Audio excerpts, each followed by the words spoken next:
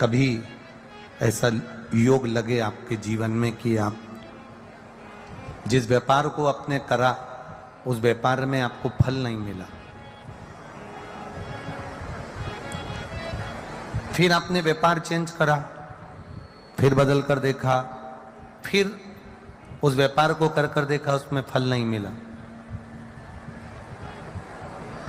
फिर आपने वापिस व्यापार को बदलने का विचार किया, तो हमारा निवेदन रहेगा उस व्यापार को बदलने से पहले एक काम जरूर कर देखो।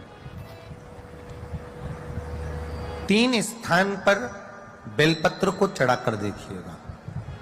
अगर आपको लगे कि मैंने व्यापार बदल लिया, एक बार बदला, कई लोग ऐसे भी होते हैं जो पैसा इकट्ठा करते हैं, धन एकत्रित करते हैं, और कोई व्यापार ऐसा कर लेते हैं जिस व्यापार में धन चले जाता है तो वो धन वापिस नहीं आता, महाराज वो व्यापार का धन वापिस नहीं आता, तो बड़े दुखी होता है कि भाई मेरा गया हुआ पैसा नहीं आ रहा, मैं बड़ा कष्ट में हूं, मेरा खुद का ही आ जाए ना तो मैं निहाल हो जाऊं, मेरा अपना ही नहीं आ रहा जो गया हुआ है, तो मैं क्या वर्णन करूं उसको, क्या कहूं। उनके लिए भी ये प्रयोग, ये शिव विद्येश्वर संहिता का ये भाव बड़ा सुंदर है हमारे। आप व्यापार पर व्यापार बदल कर देख लिए, धन भी हमारा कहीं डूब गया, आ नहीं रहा है, तो प्रयास करना 3 स्थान पर चढ़ाई गई बेलपत्र हमें सुख का अनुभव करा दे। बहुत ध्यान लगाइए। पहला, अशोक सुंदरी की जगह। अब ये बेलपत्र जब भी आप चढ़ाएंगे तो रविवार की अगर प्रदोष पड़ जाए, कौन से दिन? रविवार की प्रदोष के दिन ये प्रयोग अवश्य कर देखिएगा। ज्यादा बार नहीं करना है, केवल एक ही बार करना, बाबा उस स्वयं कृपा करेगा। अपने मंदिर में, अर्थात अपने घर के पास कोई मंदिर हो, शिवालय हो, देवालय हो, जहां शंकर भगवान विराजमान हो, शिवलिंग हो, ऐसी जगह पर अवश्य करें। हमें कहीं दूर जाकर ये प्रयोग नहीं करना है, अपने शिवालय, अपने जो घर के आसपास में शिवालय हो वो।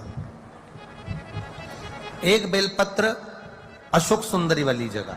अब उसको अशोक सुंदरी की जगह पर भी चढ़ाने का तरीका क्या है? जब हम बेलपत्र चढ़ाएंगे तो उस बेलपत्र को चढ़ाते समय आपकी जो बेलपत्र की डंडी है, वो बेलपत्र, रविवार प्रदोष के दिन का ये उपाय है महाराज। ये बेलपत्र की जो डंडी है, इस डंडी का भाग शिवलिंग की ओर होना चाहिए। ये जो डंडी है, इसका भाग अशोक सुंदरी पर जब चढ़ाएंगे तो शिवलिंग की ओर इसका भाग होगा महाराज। दूसरी, बेलपत्र को जब हम समर्पित करेंगे, जया, विषहरा, शामरीवारी, दौतली, देव, मान लो जलाधारी ऊपर नहीं है शंकर जी के, तो उसका स्मरण कर 5 कन्याओं का नाम लेकर, जया, विषहरा, शामलीवारी, दौतली, देव, इनका स्मरण कर शंकर भगवान के शिवलिंग पर बेलपत्र रखेंगे। बेलपत्र कहां रखना है? आप अगर यहां बैठे हो तो आपके विपरीत में डंडी का मुख होना चाहिए। ये बेलपत्र की जो डंडी है, इसका मुख आपके विपरीत में हो। आप यहां बैठे हो तो डंडी उधर होगी, आप इधर बैठे हो तो डंडी का मुख इधर होगा, आप उधर बैठे हो तो डंडी का मुख इधर होगा, आपके ठीक विपरीत की ओर डंडी का मुख हो। ये 2 जगह बेलपत्र समर्पित करने के बाद, तृतीय बेलपत्र शिवलिंग, बेलपत्री के जो जलाधारी है, जहां पर भगवान शंकर का शिवलिंग रखा है, वहां के आटे का चौमुखी दिया छुआना है।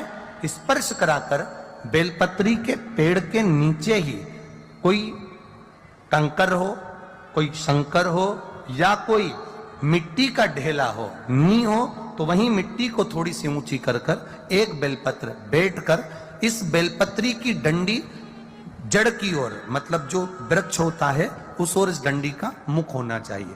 ये 3 रविवार के प्रदोष के दिन शंकर भगवान पर चढ़ाई गई बेलपत्र से हमारा गया हुआ धन भी पुनः आने का रहता है, और हमारा जो व्यापार बार बार बंद हो रहा है, शिव की कृपा से एक बार चालू तो चालू हो ही जाता है, शिव तत्व को जाना। और निवेदन है सब भाव से करना है, हृदय चित्त आनंद जो विषय